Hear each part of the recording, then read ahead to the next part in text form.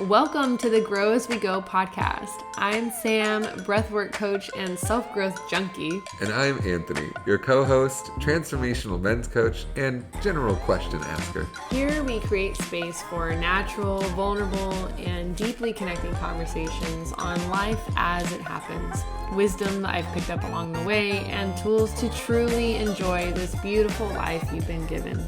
I want to appreciate you for being here, whether this is your first time or you've been here since the beginning. We love feedback here, so leave your thoughts and takeaways from this episode in the review section of this podcast. This also helps the podcast become a bit more relevant in search reviews. Another way you can support this podcast is by following me on Instagram at Samantha__Charles and take a screenshot of this episode to share it on your social media and share your takeaways so that your junkie friends can come and get their fix too. Hello, beautiful souls, and welcome to another episode of Grow As We Go. I'm Sam, and I have Anthony here with me today. Hello, everybody. It's story time. It's story time. Samantha. So, everyone grab a carpet square, gather around. What? You know, like you did in kindergarten. I was homeschooled. Oh, yeah, that's right. So, story time. I have been participating in this online course with a gal named Phoebe Kuhn, and she has a brand storytelling course that I signed up for, and it was really interesting because it is around telling your story, the idea of how stories sell. And so it's from a marketing perspective, but it turned into this really interesting exercise where I was able to dive more deeply into my own personal story. And that just was really interesting to me because I've never really felt like somebody who had a story worth sharing or that my story was anything that I don't know, wanted to be shared. Yeah. I've heard you say before specifically that you didn't think that you had really gone through anything. Yeah, I guess so. Or it's in Hollywood there's all these stories and it's obviously they say based on true events, and so they make it more cinematic or whatever that word is, embellished, yeah, the details. And but she dives really deeply into that in the way that you can basically create drama in your story, not by exaggerating the story, but by showing the drama of it, by really sharing how the emotions that you were going through and the inner world so much more than the outer world. Mm-hmm. She talks about the hero's journey and as story structure. Yeah, that's right. So, which is funny because as a not only transformational men's coach, but also a story weaver and an English teacher, that resonates with me very well. And so when you started doing this story thing, the brand story, you really got into it. Mm-hmm. What you told me, at least, was that you didn't ever think that your story was going to have any sort of drama, any sort of direction, and that it was just kind of out there for everybody to hear, willy-nilly, instead of focused. And it sounds like she gave you some focus. Yeah, and I think a framework on how to tell, the hero's journey and the story arc. It was really interesting to notice you start on your journey and then there's this crisis and then you have problems to solve and then it's solved and it's resolved. And it was really interesting, wave of emotions and resolution. And it really was interesting, the idea of how our brains work also and how we like closure. And that it's funny, it reminds me, we went to go watch that new Spider-Man, the Miles Morales one, where it ended, this is, it's not totally a spoiler alert, but it's a to be continued is how it ended. And I remember my son Miles, he was like, very upset because that was like the first time we had seen a movie where it didn't end.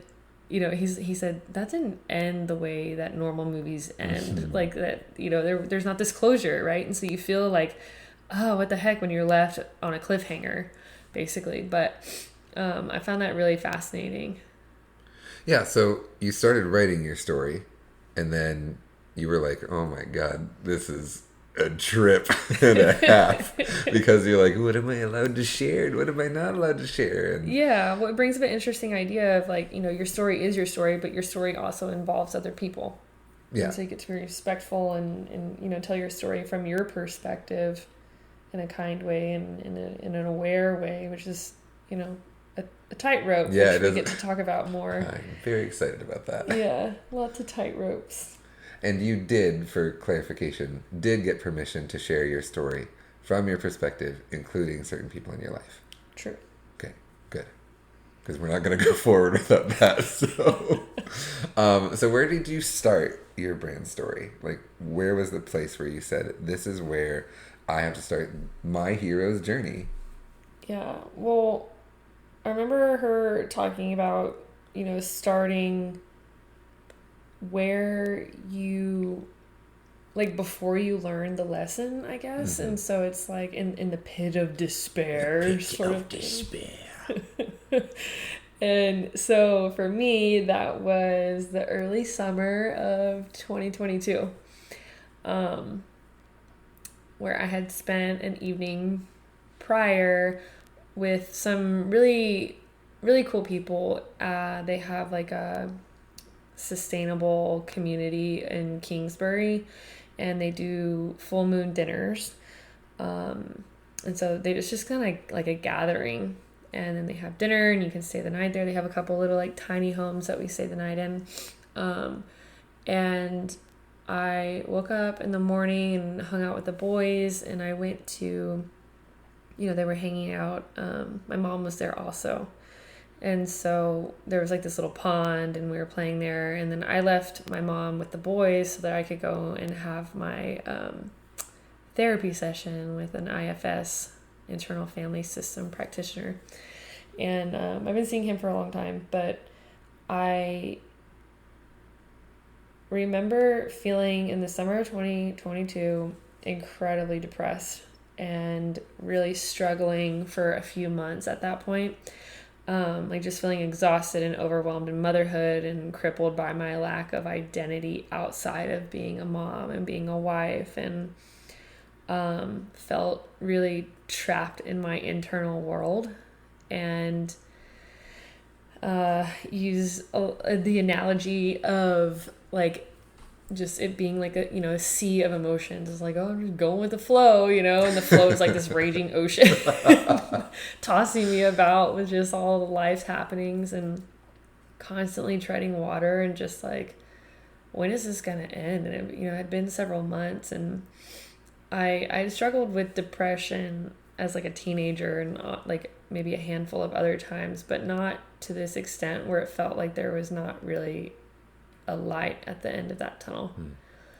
And it was during that particular session with him, with my therapist, that I was like, I just don't want to be here anymore. And so that sounds like quite a start to a story. That's a start to a story. Yeah.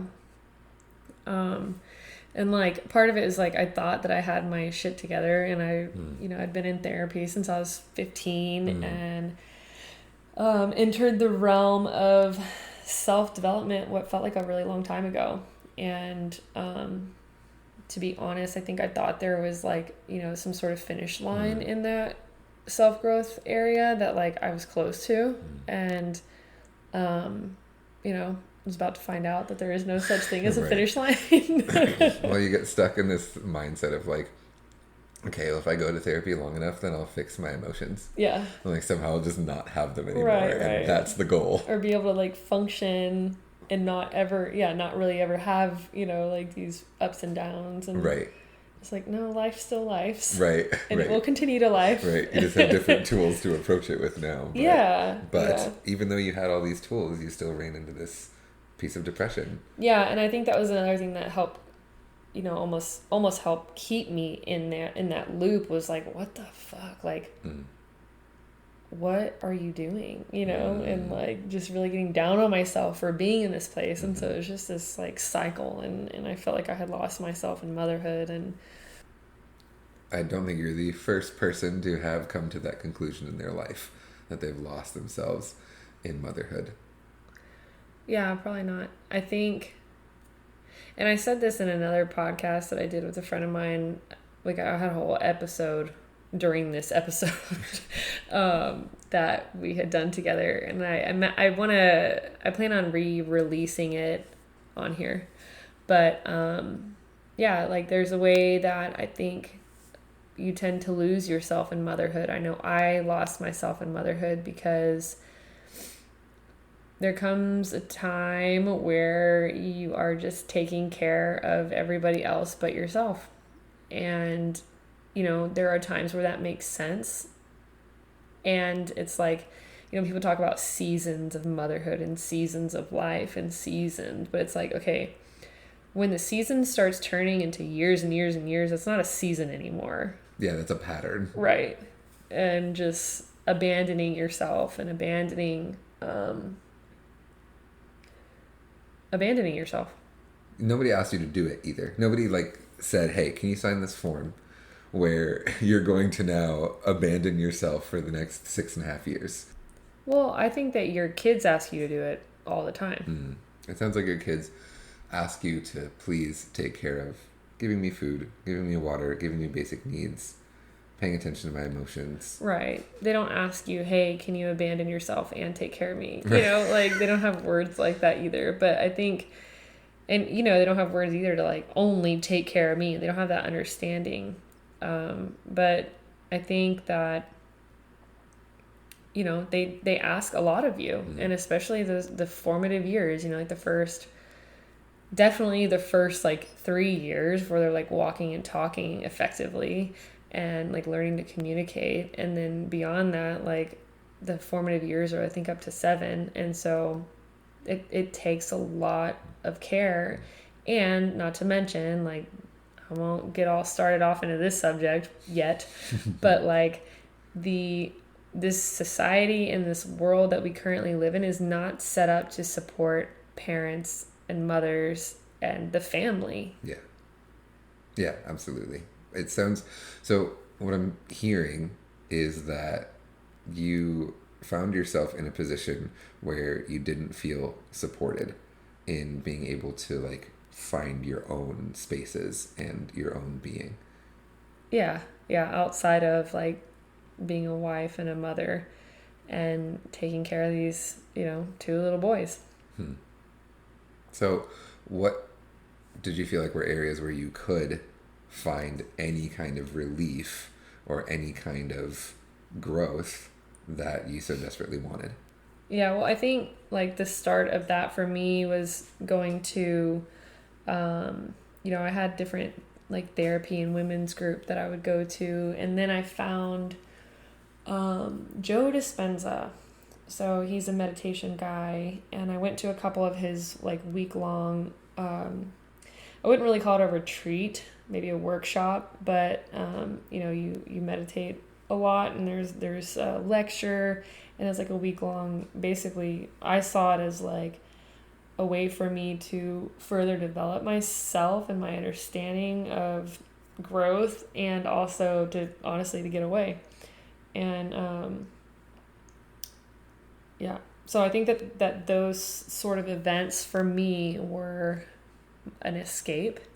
And I can see that's how I call myself a self-growth junkie, because I feel there's a way that you go to these different workshops and you feel all high on life in a way, oh, I'm going to change my life, and things are going to be better after this. And then you go home and you go back into your world and into your environment, and it's really fucking hard to change, actually. I mean, that's been my experience. Hard to integrate. Yeah, and we've talked about that a bit. Like, you and I have, but yeah, you and I have talked about that. The whole idea of integration. Like, people are like, oh yeah, let me get back from this ayahuasca journey and I'm going to integrate. I'm like, okay, what the fuck does that mean?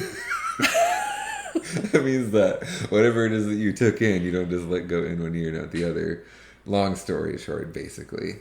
But you came back. Yeah, but nobody talks about like how to actually do that. Well, we're going to on this podcast. I understand.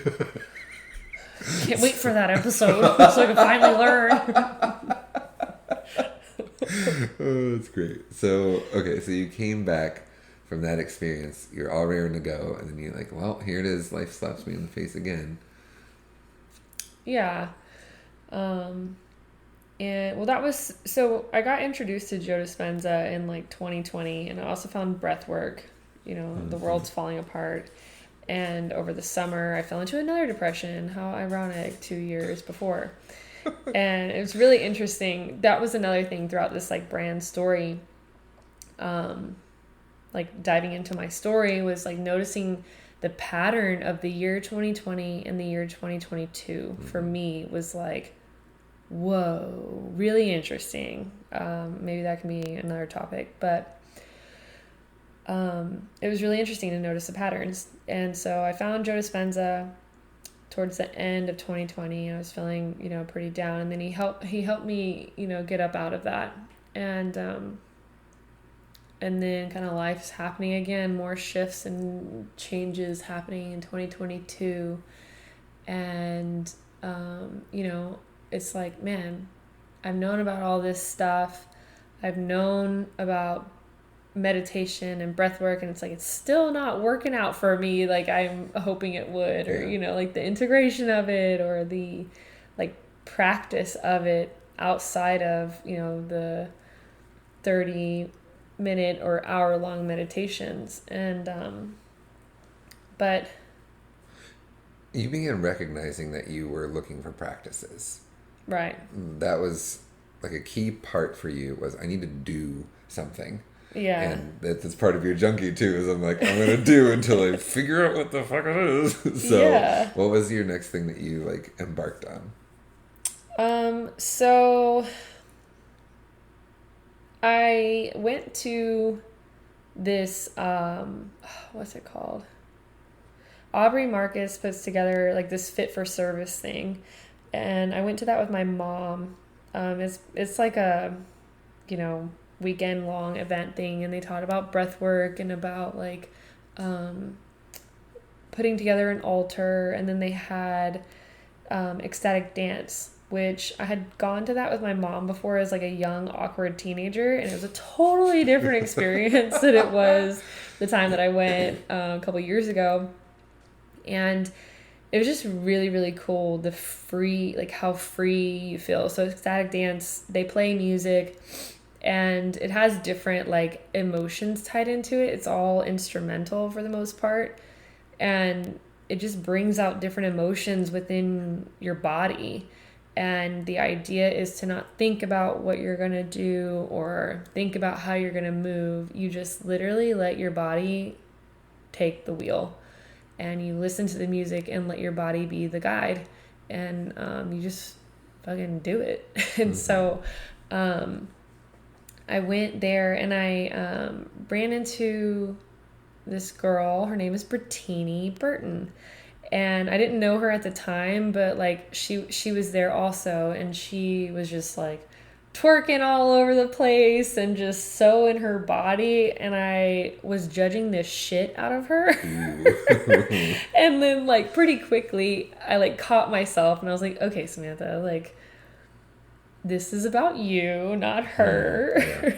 And I realized, I'm like watching her and like, man, I'm kind of jealous that like she just out there doing it and like doesn't give a shit, and that's awesome. Like, I don't know if that's the only thing she's going to be doing the whole time. Like, whatever, it's what she wants to do. And then, I found her on Instagram pretty soon after that because it was like, all over, just people sharing stories and whatnot. And I was keeping up with that event. And I followed her on Instagram, and she is a sensual embodiment coach, and she's teaching like a twerk shop in Austin, and I live in Houston, and so I made the drive up there to go to one of her classes eventually, and it just was this really wonderful experience that I didn't know existed. And it seemed to take some of the principles of like ecstatic dance where you're letting your body lead, but there's like this sensual feminine aspect to it that I had not been exposed to prior to that.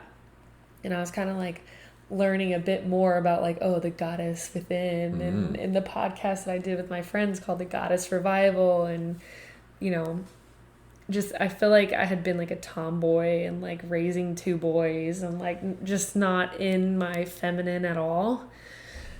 And so yeah, I ran into her and met her and started keeping up with her, and that was a really big shift as well, like embodying a different thing, with my actual body, if that makes sense.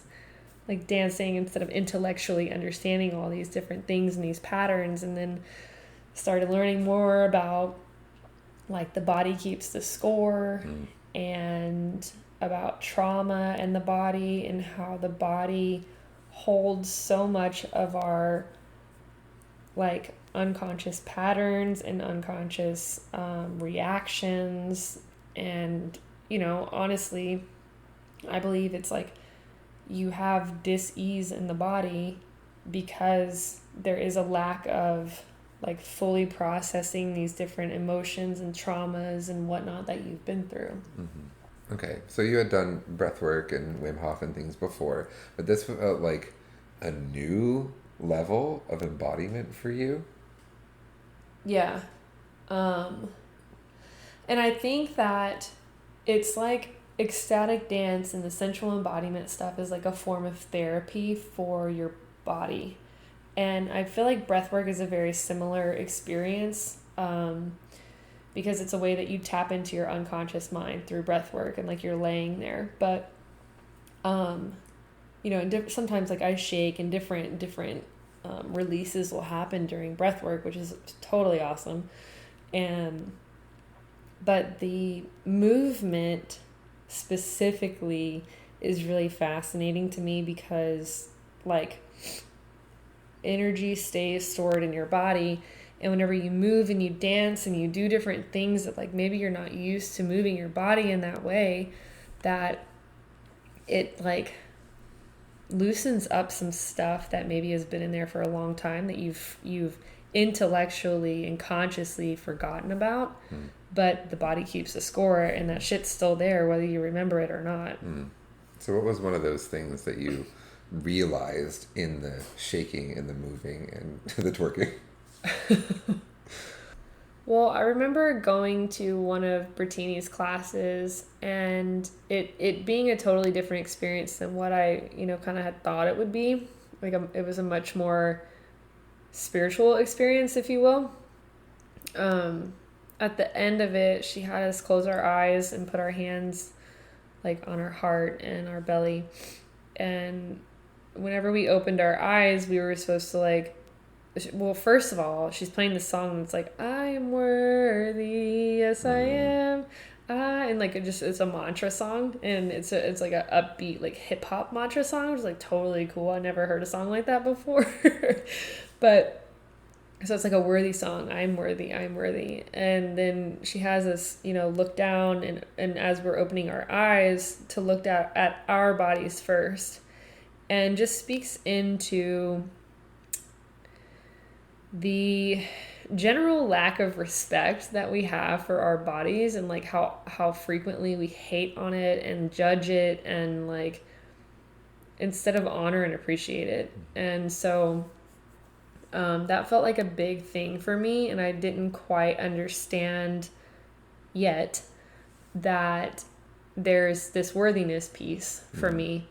And also that I had spent most of my life like hiding behind a smile, and being happy, and even like as a child, you know, my family is always like, oh, you're such a good baby, like always so happy. And I always find that really interesting. But it's like I spent a lot of my life just living behind a smile and like, oh, everything's fine, everything's fine. You know, that like meme of that house, the dog, the house is on fire. It's like, oh, this is fine. Like, everything's fine. This is fine. It was like, not fine. Spoiler right, alert. it's not fine, you know? And it's like it totally, I can see it in every aspect of my life, like as an adult and in childhood and young adult and adulthood and after motherhood and whatnot. And it became a cycle and a pattern, and like it became who I was. I spent a lot of time hiding behind the smile so that I could not burden my mother from the heartache that I was having with an alcoholic father, an absent father. And I had become really, really good at functioning on top of my sadness.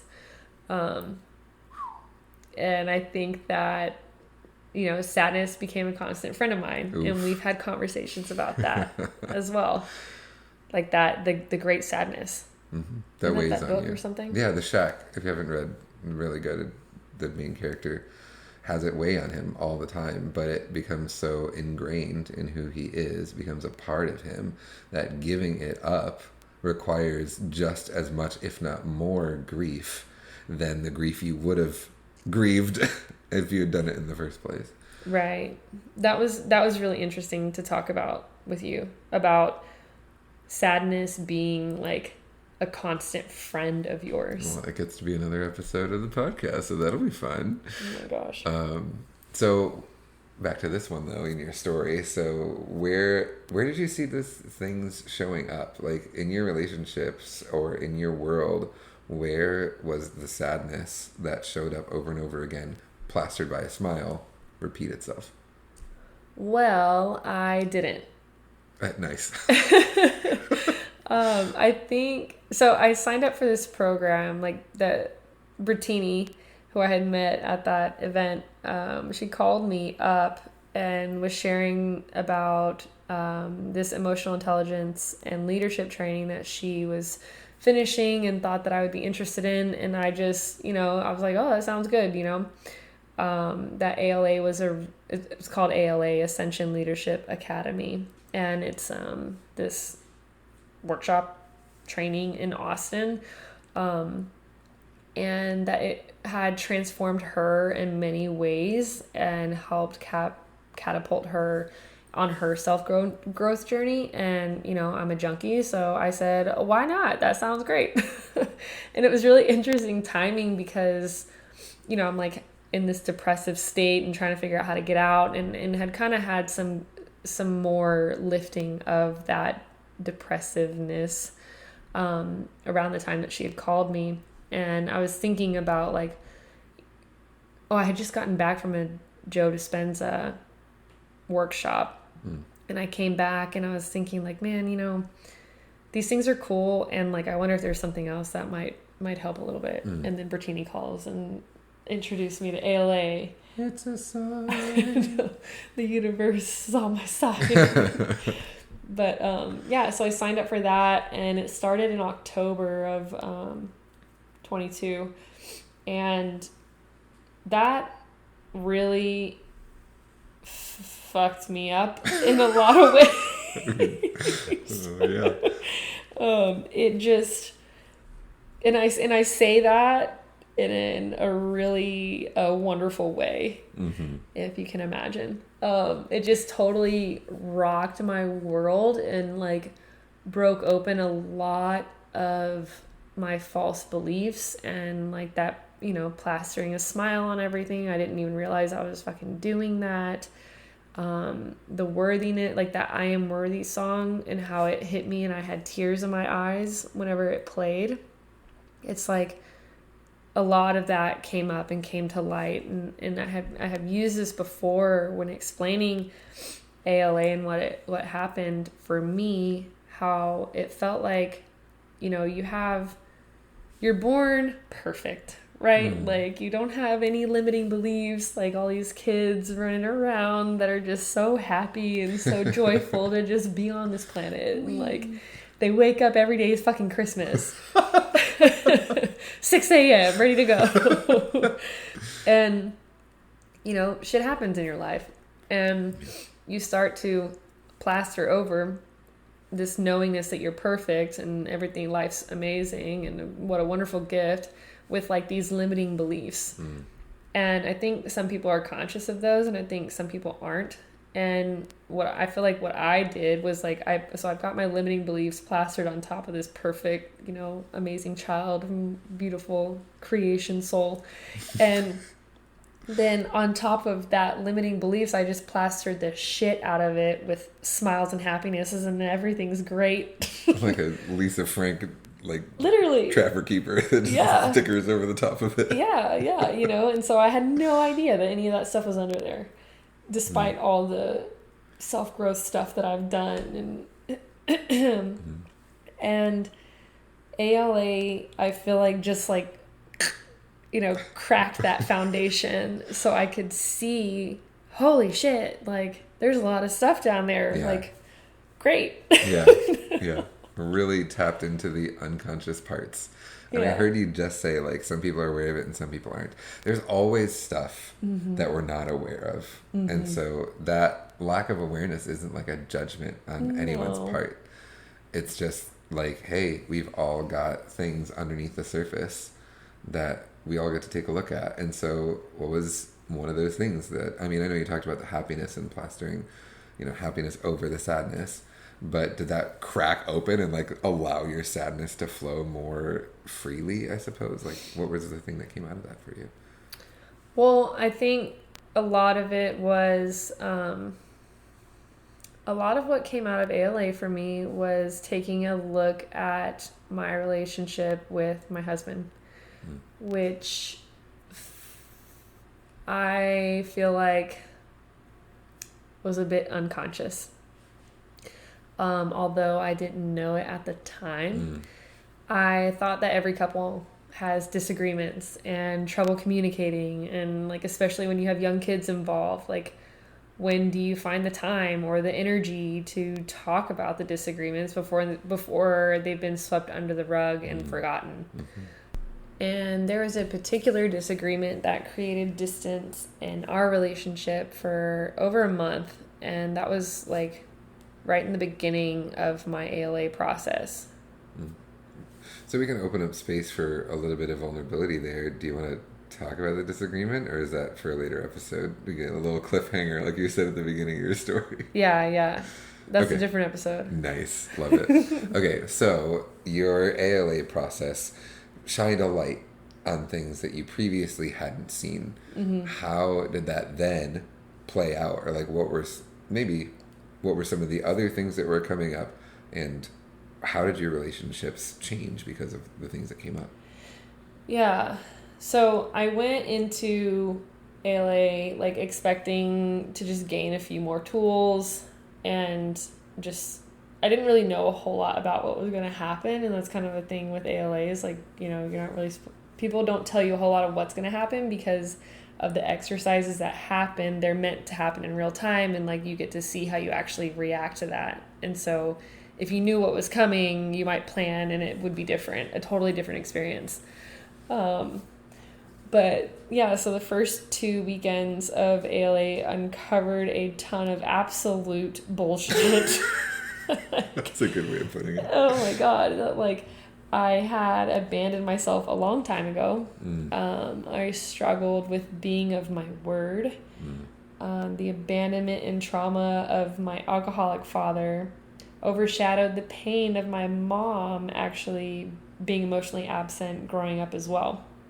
And my relationship with my husband felt like it was holding me back, emotionally and spiritually. A lot of confusion, like so much confusion, and my mind going blank when I was put on the spot, or to share my insights, and just most significantly a lack of self-trust and self-worth. And I'd fooled myself into believing that I didn't have any of these issues, when underneath it all there was like this really deep desire to be free. And I was like, free from what? Ooh, such a good question. And so many of us are going to ask that question. But I don't know if it was like, hey, you can come up with one distinct answer for what that looks like. Probably, it's probably not what your course was.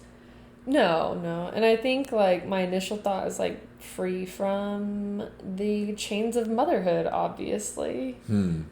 Fascinating. Okay, I feel like I have to clarify. I feel like whenever I say, that's interesting or that's fascinating, what I really mean is, oh, there's a whole treasure trove of stuff to uncover there, but why don't you just keep going and we'll get back to it later. Oh my gosh. Right. I feel like you're a little too giddy about that. Probably. Okay, free from what? The chains of motherhood. What else? Well, I remember one night my ALA buddy asking me, I was just sharing about different challenges in my marriage, and I was sharing something about like, well, he's my person. And he asked me, said, well, how do you know he's your person? And I was like, I'd never questioned that before.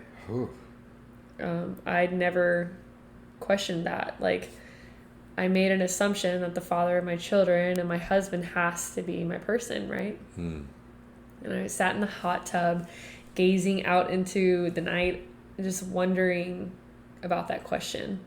And maybe that was the answer to my free from what, even though I wasn't ready to see it yet.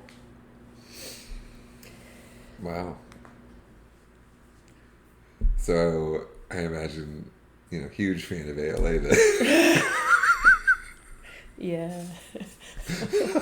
Well, I think it was still, I'm still like, so all of this uncovering, I think what really happened there, so I'm still uncovering all this like plastering of everything's fine. So that's still running, right? Like I can see it now, and it's still like deeply ingrained in the way that I choose to behave, or, unconsciously choose to behave. Yeah. And after the second weekend of ALA, my husband and I spoke on the phone for a long time, and, he'd apologized for being distant and made a list of things that he wanted us to prioritize, and looking into his own responsibilities and my own responsibilities in how we co-created this distance, basically. And that there were just some like self-growth opportunities and stuff that he was wanting to do and that I was wanting to do, and I was really excited about that because I felt like a lot of the stuff that we did, there was a pull to do together. I felt pulled for us to do them together for various reasons. And this felt like an opportunity for us to do things on our own in a free way, in an agreeable way. And so I was thrilled about that because, it felt like freedom in a way. And I remember thinking, like, finally, he's going to do some self-growth in the way that I'm wanting him to, which was something that like maybe a year or so prior, I felt like I had like quote unquote given up on. Like when I say given up on, I mean given up on me like influencing, controlling, forcing the type of growth that I wanted him to do. And what I decided to do is to focus just on my own growth and to like surrender to the pace of his own journey and whatever that looked like for him. So it sounded like you made a few assumptions about the way in which his growth journey was going to mirror or mimic yours. Right. And how'd that work out for you? It didn't, as it does. Right. Well, I've heard you say this specific phrase, it only takes one, especially around relationships. And you had kind of an assumption around that too, and what that looked like. Yeah. So my mom's partner, Pat, said that, and he got that from, I think, I Am Heart, like it's not totally important, but you know, it's got meaning to me too, because it's like a heart rhythm meditation, a sort of breathing and focusing on the beating of your heart and meditation. And that was really interesting. That was actually my first introduction to meditation. So but one of the like teachers of that experience and that teaching is you know, he said something about it only takes one. And when I heard that, I was thinking like, oh, it only takes one. So like if I change, then he'll change, or the people around me will change because I'm influencing this change. And it also meant to me that you stay. Like you stay until there's change. Or like, you know, you stay and create the change. Wow. Which puts a pretty significant burden on your back when other people don't change, and might be a little gut-wrenching. Yeah, and a little trapping. Yeah, someone created an environment for themselves that was not exactly stable. Yeah, I put myself in a cage of my own beliefs and limitations, as we do. All right, and you found some of your ways out of that. Yeah. Plant medicine was one of those things that helped me also. So I had been introduced to wachuma, which is like a cactus plant. It's they talk about it being like the longest day of your life because it really expands your mind around presence. And so that was a really beautiful experience. And during that, we also did hape, which is like a sacred tobacco snuff. And after that experience, I purchased some of the tobacco and like the applicator to be able to do like those medicine ceremonies like for myself. And I had a couple of really good experiences that were interesting. And then I had a series of experiences that held like great nausea and dizziness and like even vomiting one time. And I was saddened by that because I had found that practice like incredibly grounding and peaceful, and it created a way for me to connect deeper with myself. And I remember just like laying down on the ground one day, like I went outside to go lay on the earth to like ground myself because I felt just like totally like dizzy and out of sorts. And I'm like, God, what is happening? And like and I know that there are lessons in everything. Like I've really adapted that like train of thinking that there's lessons in everything. And so I was really curious about like what this sacred medicine was trying to tell me. Yeah, it sounds like you created space for that answer to come eventually and didn't force it to tell you right in that moment, that you were open to hearing what it was that it was going to teach you. Yeah. I was open to it, and also like, man, what the fuck, you know? You're like angry that like, man, parts. this was so much fun. I know. And now I'm just getting sick all the time. I know. Why? So I stopped doing it for a bit. And around that time, it was like the first weekend. So ALA has 3 levels. The first level is a weekend. The second level is a long weekend, like Thursday through Sunday. And then level 3 is a 3-month-long process where there are 3 in-person events, and then in between, you know, you just like are keeping up with your team through Zoom meetings on the weeks in between. And I found that part really useful because it helped me like keep up with things and like have accountability and be held responsible, and like, you know, almost like having, I mean, you get like a coach basically to like not get on you, but just hold you accountable. Yeah. And that was really important to me because I, you know, struggle with consistency for a lot of my life. And so it was the third weekend, the third level, the first weekend that we were going in person. And there's a portion where they did like a guided meditation, visualization journey sort of thing. And I ran into my future self. Wow. Who told me that she left her marriage and that he wasn't happy about it, but that's how she was able to live a more fulfilled life and finally live in the mountains that have pulled my heartstrings for years. So I love Colorado. The Rocky Mountains have just always held like a really sacred place in my heart. But I was really shocked about that. And everyone else was like so elated at their experiences and, you know, that they met with their future selves. And I like felt defeated and like, again, pulled towards this confusion that had comforted me for a really long time. Ooh, that's the second time that you've talked about difficult emotions and difficult experiences being like a comfort for you.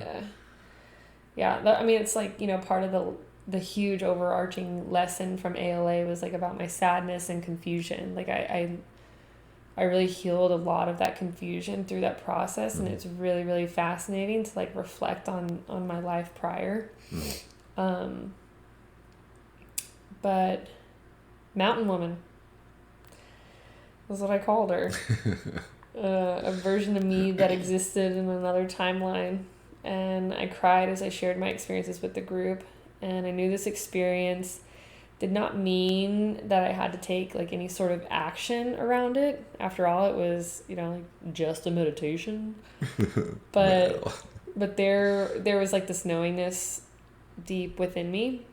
And like after that, there'd been several different instances where, you know, that knowingness, like how do you explain a knowingness? When a world demands your logic. Yeah. And especially as a mother and a woman in general, that idea or concept of the intuition isn't really celebrated like it deserves to be.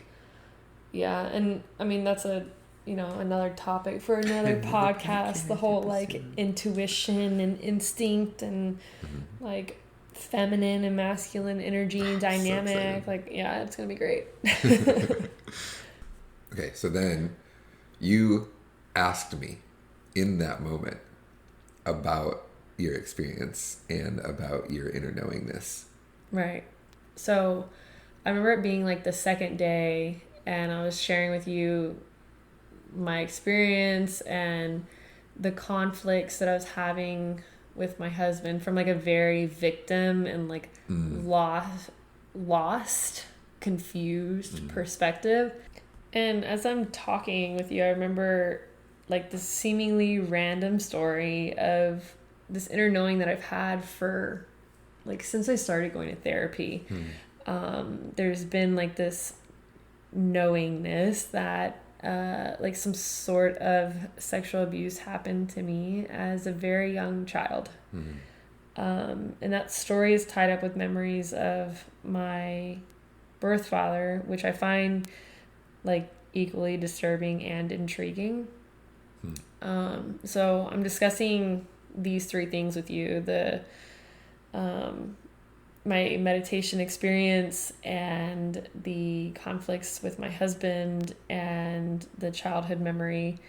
And I remember thinking, like, my immediate thought is, well, is that even true? And I consciously recognized that thought for the first time in my life. But, like, that's not the first time I've heard that. Well, is that true? Yeah. And the teaching from ALA, one of the teachings popped into my head, ferns don't grow in the desert, which essentially means that everything in your life is there because you have created the perfect environment for those circumstances, people, experiences, etc. to exist. And I remember being like, holy shit, on the phone. Yeah. Yep. All of this is for me. And I've created all of it, the entire situation with my husband, so that I can finally choose myself. And I remember it being like this visceral experience of like a warm sensation flowing through my body from my head down to my toes, even to my fingers, like kind of tingling. And I felt lightheaded, and my eyesight even was like compromised for like a minute. And I knew that was true. And immediately, well, is that true?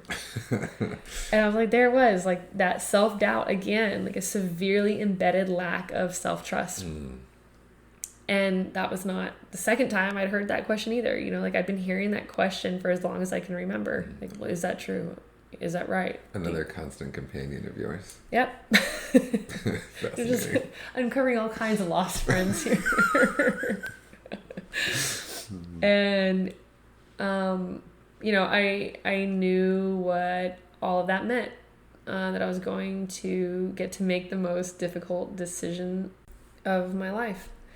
And what made things like worse was that I felt so deeply that I didn't have a proper reason. Like, how do you tell your husband and the father of your children that things aren't going to work out because you had a vision and a realization at some personal development workshop? Like, and you know, I was about to realize that maybe that's not all that happened. And despite our attempts at like improving our marriage or different things around the house, it felt like things weren't really improving. He was sleeping on the couch, and eventually I'd asked him to move out, and like feeling a need to protect her, I had not told him about the mountain woman vision. Oh, that's her. Yeah. And so there was another time that I was doing I chose to do hape again, the sacred tobacco ceremony. I was with my mom and my sister-in-law. And before we started, I had, you know, I told them about the troubles that me and my husband were going through, and that we were talking about moving forward with like a separation. And that was the first time I had told really anybody about what was going on between the two of us. So I told Especially them, people that close to you, right? Yeah. So I told them about that, told them about the mountain woman, and I expressed my concern for doing hape because I had like vomited previously, and it's just been like a relatively unpleasant experience at that time. And I'm not sure if it was me speaking it out loud or my experience at ALA helping me realize the internal state of confusion that I'd been living in. And like another thing around that conversation that we had where I had that like visceral experience, I remember feeling this like swaying back and forth, like left to right constantly a lot of my life, like, oh, this, oh, well, what about that, or oh, maybe this, or oh, I don't know about that, and like just this constant back and forth.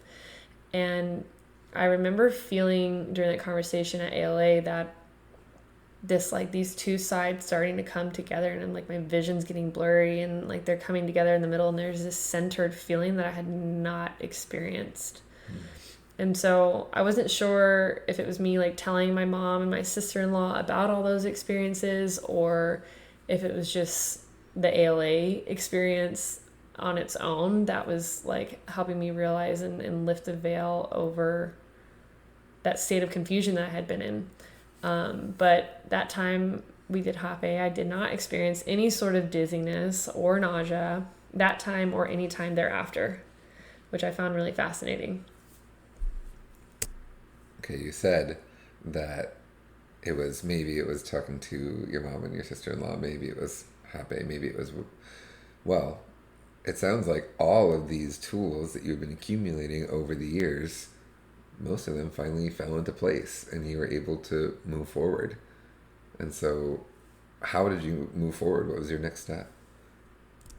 Well, I think it was interesting reflecting on all those experiences and all of those tools, because in particular the conversation at ALA and like this is for me, like I created this whole thing, that's like, okay, how did I create this whole thing?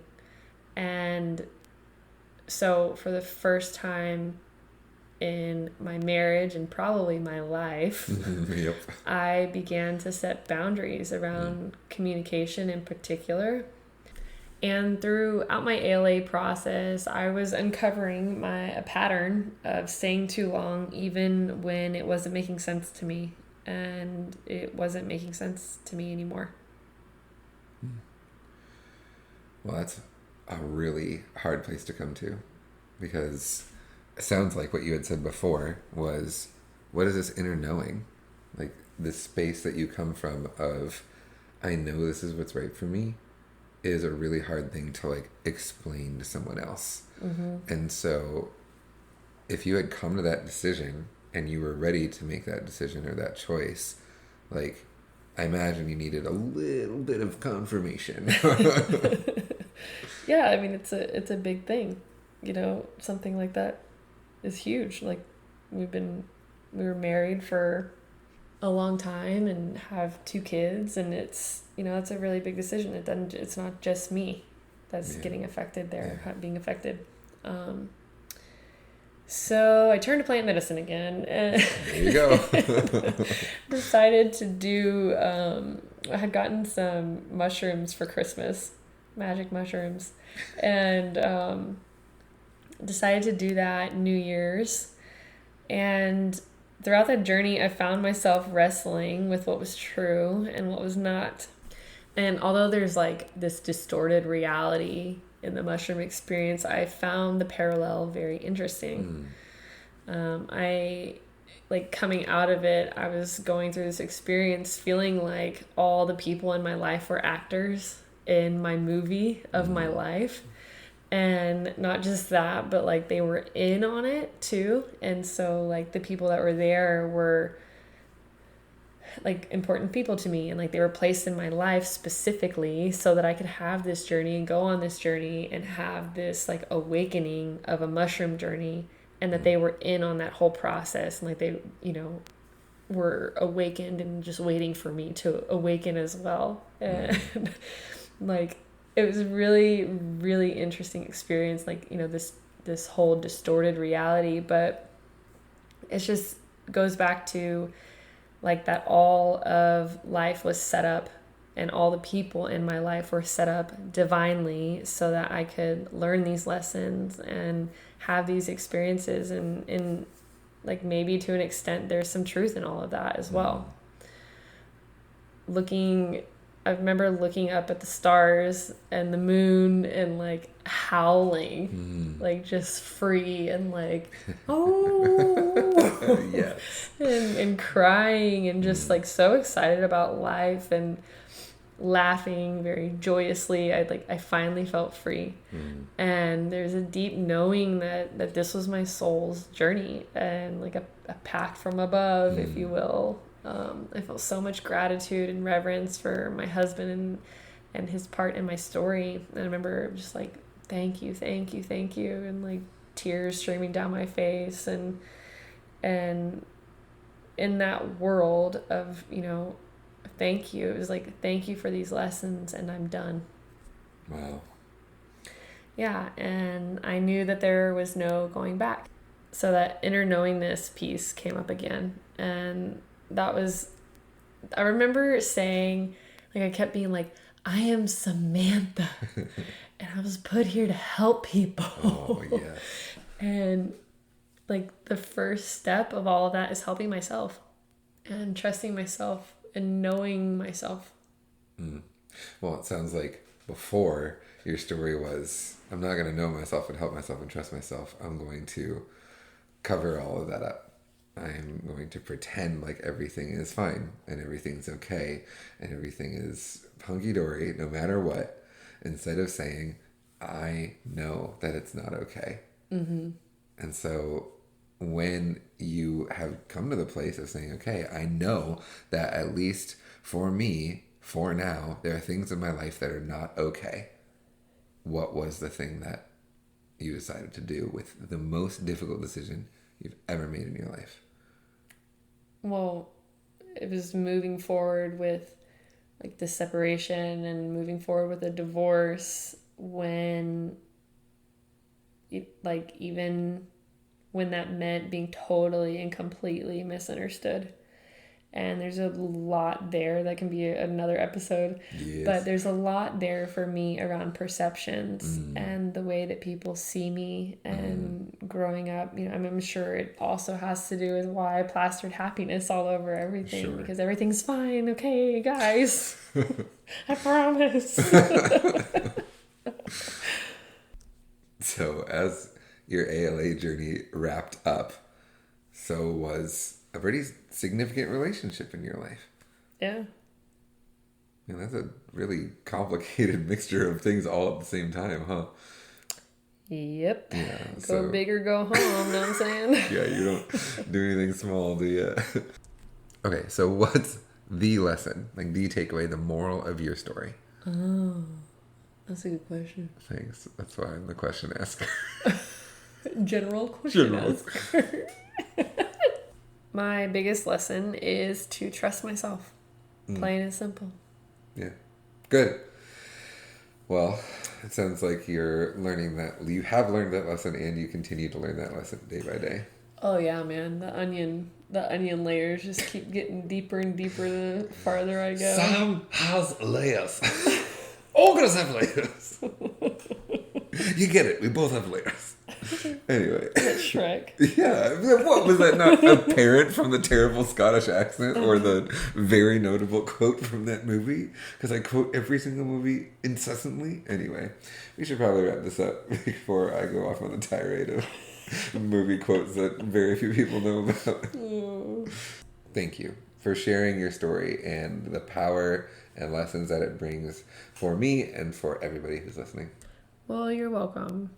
And I feel grateful to be in a place where I can share it and share it from a place of, having learned something out of it, and the story continues, and everybody's story is powerful, and there's lessons in all of it. And that was something that came out of the whole course that I did with Phoebe Kuhn about, telling your story and your brand story, and how stories have been told forever, and that there's lessons in all of them, and that gets to be another conversation at another time. But that was really, really fascinating to me, the idea of stories and the lessons that are learned and how they're told for generations. Appreciate you all being here and listening, and appreciate you, Anthony, for your amazing, insightful questions. Co-host, general question asker. If you found parts of this podcast interesting, useful, or at the very least entertaining, I hope that you'll share your takeaways and tag me on social media, or leave a review. And we appreciate you, and we'll see you next time.